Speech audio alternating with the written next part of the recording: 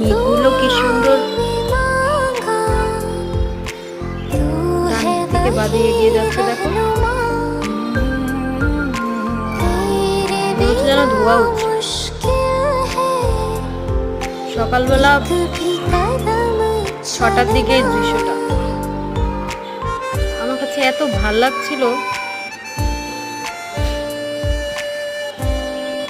মাশাআল্লাহ মাশাআল্লাহ।